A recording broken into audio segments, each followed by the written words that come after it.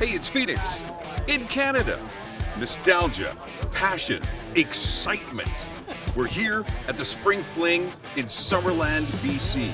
This is a fun day to be hanging out, enjoying a little sunshine, reminiscing about some incredible cars, and wait till you hear what some of the people have to say about their passion for cars. We like to pretend we're as young as we were.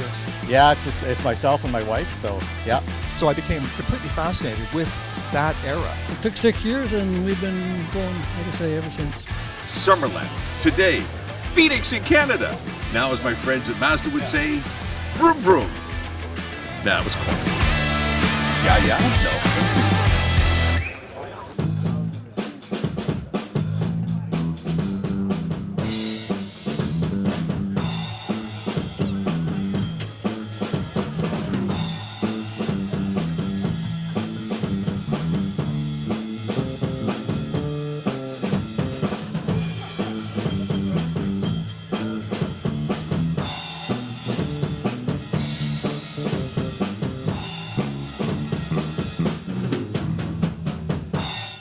Yeah, it's a 1931 Model A coupe with a rumble seat.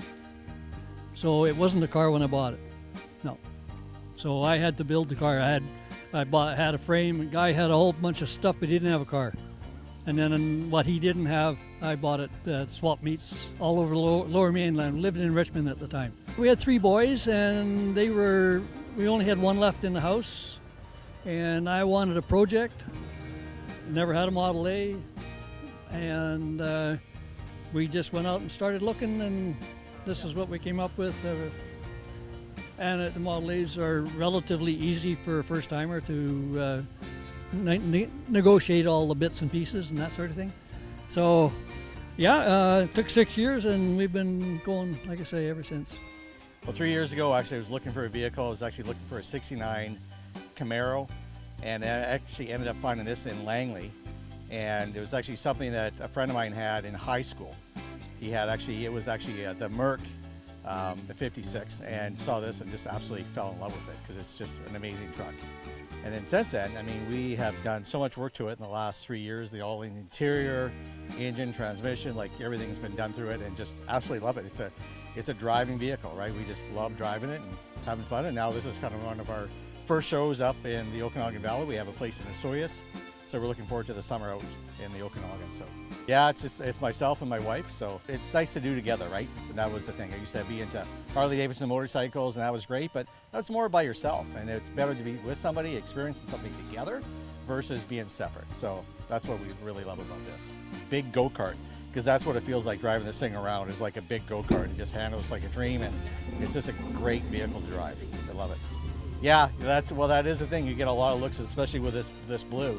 Right, it's actually very close to the grabber blue from the '69 Shelby, so that Carol did. So that's what we love about it. The car was originally lightly hot rodded in the late 1950s in Spokane, Washington.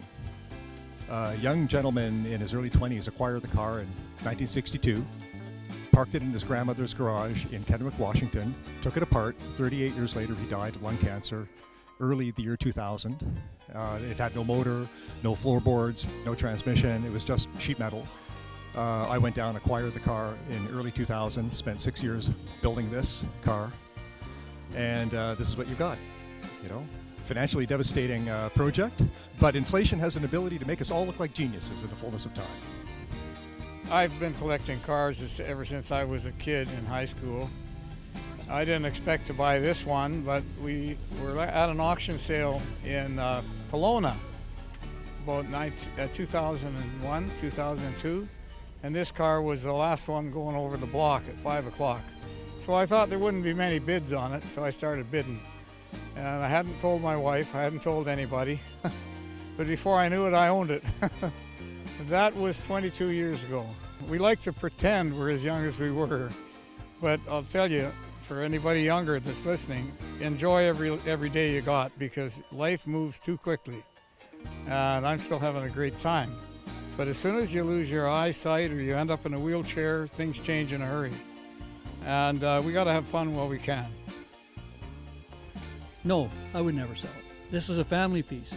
So it'll be going to probably a son or a grandson that are interested already, so I know it's going to be well taken care of. No, it's not something we'd sell.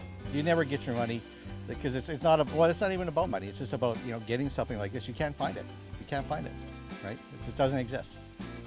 I was just offered big money for it in Vancouver, and I decided not to. So and I really toy with it, right? Because I look at the ultimate future for the hobby.